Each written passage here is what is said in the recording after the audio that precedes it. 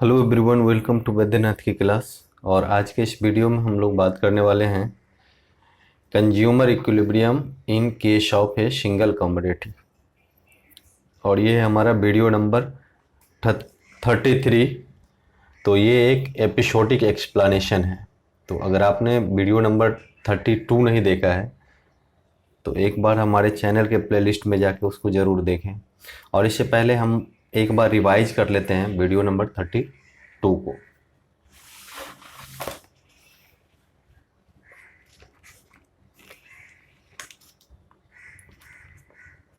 तो video number 32 में मैंने ये बताया है कि कंज्यूमर इक्विलिब्रियम क्या होता है।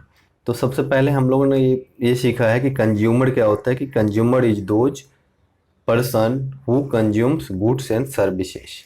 एंड इक्विलिब्रियम क्या होता है, एक ऐसा पॉइंट जहाँ पे कंज्यूमर जितना भी पैसा एक्सपेंडिचर करता है, जितना भी पैसा वो खर्च करता है, और जो खर्च किए गए पैसे की जो मार्जिनल यूटिलिटी होती है वो अगर कमोडिटी के प्राइस के इक्वल हो जाता है तो that situation is known as consumer equilibrium.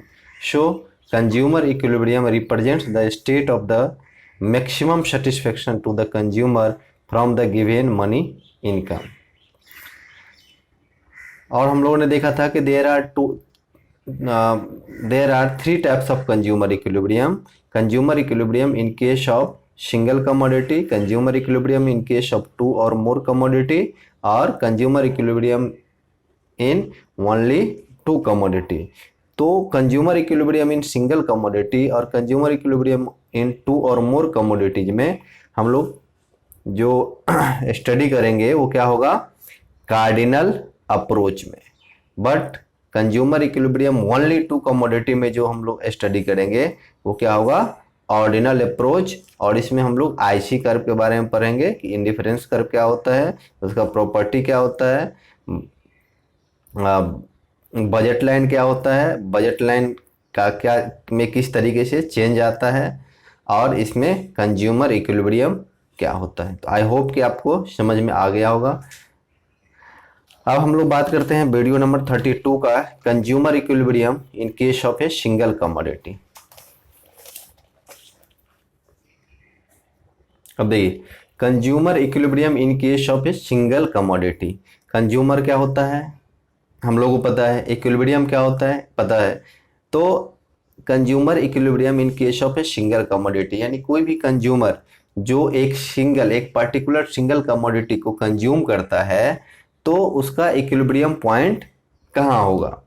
तो सबसे पहले हम लोग ये जानते हैं कि कंज्यूमर जो है वो जब किसी कमोडिटी को परचेज करेंगे, किसी कमोडिटी को कंज्यूम करेंगे, उससे पहले क्या करेंगे, वो उस कमोडिटी को परचेज करेंगे।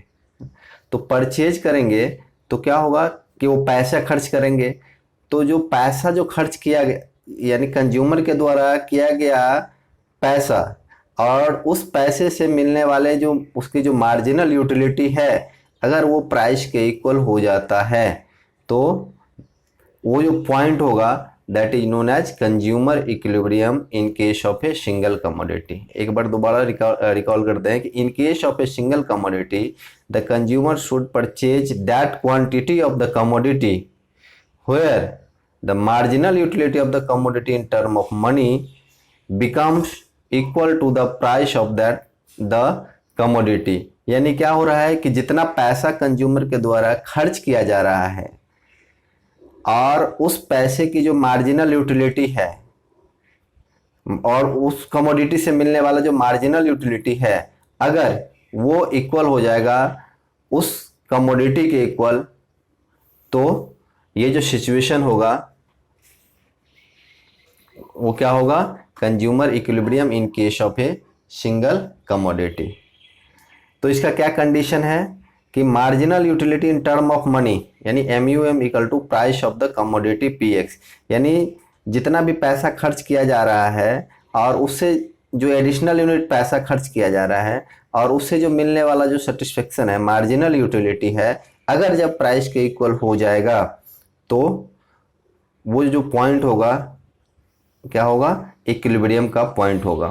तो इस या फिर इसको दूसरे तरीके से हम लोग ये देख सकते हैं कि marginal utility of the product यानी MUX equal to by marginal utility of rupee MUR equal to price of the commodity. अगर हम ये सपोज करते हैं कि marginal utility of the rupees अगर 1 रुपीज होगा तो उस केस में क्या होगा, marginal utility of the product जो होगा वो किसके इक्वल होगा, प्राइस के इक्वल होगा। सो यहाँ पे देख सकते हैं आप MUX इक्वल टू PX, तो मार्जिनल यूटिलिटी ऑफ X यानी कमोडिटी X क्या हो गया, प्राइस के इक्वल हो गया अगर मार्जिनल यूटिलिटी ऑफ जो रुपीज है अगर वो 1 हो।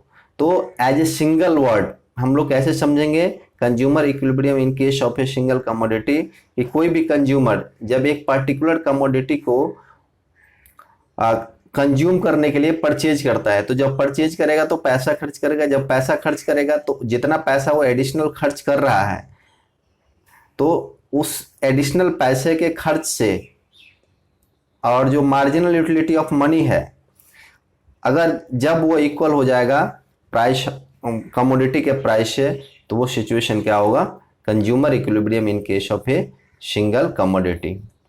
और इसको हम लोग एक शेड्यूल के थ्रू समझेंगे। तो आई होप कि consumer equilibrium in case of a single commodity क्या होता है आपको समझ में आया होगा।